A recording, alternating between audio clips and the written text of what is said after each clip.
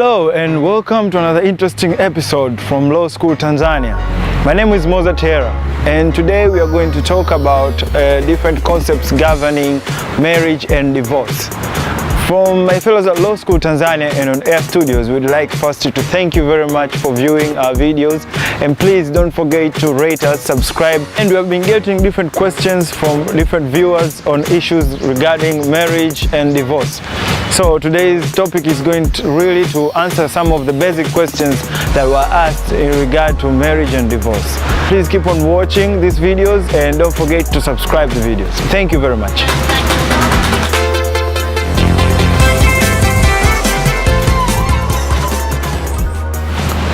Thank you. That is a very basic question. Now, what really amounts to marriage? It is really a matter of a legal definition. But Tanzania, like many other states, have upheld the common definition of what really amounts to a marriage. Marriage is a union between a male and a female, or a man and a woman. That is intended to exclude all others, and from that exclusion they expect to live their joint lives together. And to most other religious or institutions, they believe this joint lives is eternal. Now, the key law that governs this definition is the Law of Marriage Act in Tanzania, Chapter 29, Revised Edition 2002, that upholds this definition. Section 9 of the Law of Marriage Act upholds this definition by providing the key elements of such a contractual relationship. That means it must be that of a man and a woman, as per Section 9, and that man and a woman contract must intend at excluding all others from their contractual relationship, but also they intend to live their lives to live their joint lives together. So that is a good definition of marriage. Yes, there are different kinds of marriage that are also provided by the law. Section 10 of the Law of Marriage Act, we'll be using the law of marriage most of the time in the questions of marriage and divorce. So Section 10 of the Law of Marriage Act also gives us the different kinds of marriage that are applicable within the Tanzanian context. The first kind of marriage is monogamous marriage, which is one man and one woman. So it is called monogamous. Mono means one, so it is one man and one woman, one husband and one wife. Well, with the intention to live their lives together. But also another kind of marriage that is upheld also in Section 10 is polygamous marriage. That means one man and several other women. Now, I don't know why there's no one woman with several other men. I really don't know, but Tanzania only upholds one kind of polygamous marriage. That means there's one man with several other women. Now it can be 1, 2, 3, or if it is one, then it's monogamous. But if he has 2, 3, and a couple of other women together, then that is polygamous marriage. Basically, there are 3 important manners of entering into a marriage contract, and these all are provided within Section 25 to Section 37 of the Law of Marriage Act.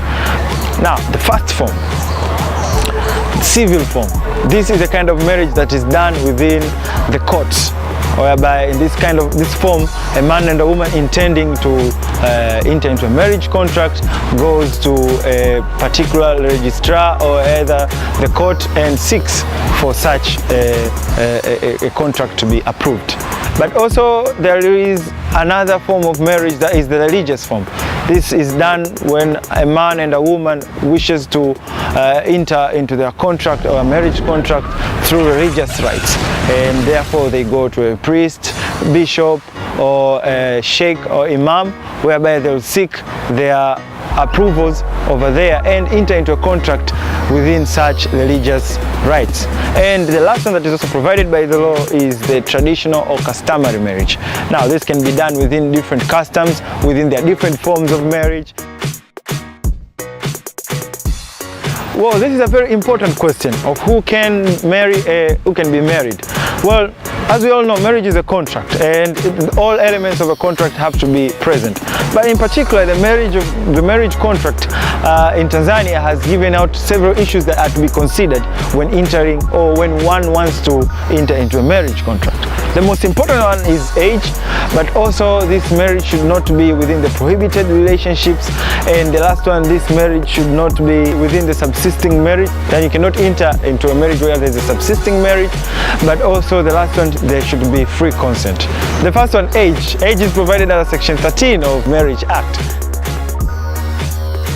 Well, the age, the required age for entering into a marriage contract is actually the age of, for a man is 18 years plus, and for a woman is 15 years plus. Now I know this raises a question like, why is it so unfair? Like, why should women have 15 years and men 18 years? Well, there are still debates and controversies on this matter, and also there are still reforms that are sought within this context. But also there are also judgments that provides for the requirement of the age issue in the matter of marriage. But for the sake of our Law of Marriage Act, that is the particular age for a man and a woman to enter into a marriage contract. Another requirement is that there should be no subsisting marriage.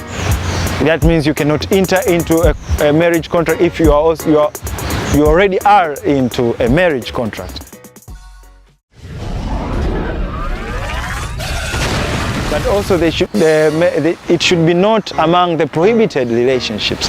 Most of the prohibited relationships Section 14 has provided include that of a grandfather and granddaughter, or mother and son, or father and daughter, and all other kinds of those as really associated people within a family or clan. Such marriages are prohibited. But lastly, all marriages should be within a consent of both parties. And here when we talk about consent, we mean the people who are going to enter within such a marriage and are going to be affected in that marriage. The concept of consent is also a very big concept. We're not going to enter into that today. Thank you. There are several issues to consider before marriage. One is notice. There must be notification of your intention to marry, and this notice should be provided within the required jurisdiction or the area of which you wish to get married. That means it can be in a church within a 21-day lapse. But also, lastly, before we enter into the context of divorce, it is also very important to know that all this marriage is a contract, and if it is a contract, it is governed by the principles of contract, and they are protected within the Republic. So it's the Republic who actually gives out a certificate that one can enter into a marriage. And if it is the Republic that gives a certificate, and it's a general rule in law that the person who gives can also take, that means it's also the Republic who also has the right to grant the last issues of divorce, especially when religions or any other form of marriage doesn't provide.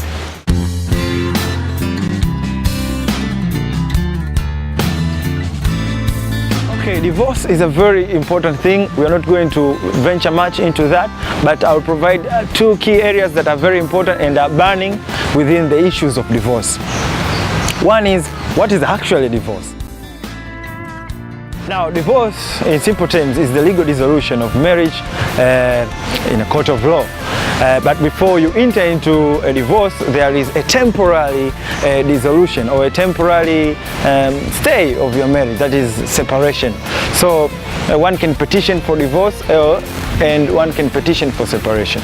We're not also going to venture much into separation and divorce, but it is really important that you know what are the factors that can be adhered or can be considered so as a court can grant your wishes for divorce. Who can divorce, or who has the rights to divorce? First, you have to be married. You cannot divorce if you're not married, so you have to be married. But also you have to show several factors, several elements that are also provided within Section 99 of the Law of Marriage Act. You have to be married, and also there should be a time frame, meaning that there's a time frame provided by the court of law under Section 99 where a person can be given this right to marry. And the time frame is 2 years. That means you cannot get married today and decide to have a divorce the week after. Well, in Tanzania that doesn't happen. You have to be married today and stay within 2 years so as you can petition for divorce. What happens after divorce? Or what happens if you get a decree for separation or divorce? Well, firstly, if you get a decree for separation, then you cannot cohabitate. No sex anymore. So sad. But also, that doesn't mean that you are not identified as married couple. You continue to be identified within the marriage rights. But if you get a divorce or a decree for divorce that is granted on your favor, then you guys are off. You can remarry again. Your marriage status dissolves, so you become single or you become divorced, whatever you be called. But it's really not a matter of who will be called. It means that you are not part of that marriage. So thank you. That is all we have for today on the questions that were asked by our viewers, including the issues of marriage and divorce. If you have any other questions, please feel free to ask those questions within our YouTube channel. But also don't forget to subscribe and share these videos to your fellow friends, and we'll be very thankful if we get questions from you. From my friends from On Air Studio and Law School Tanzania and the production team, this is Mozart Hyera, and thank you for watching.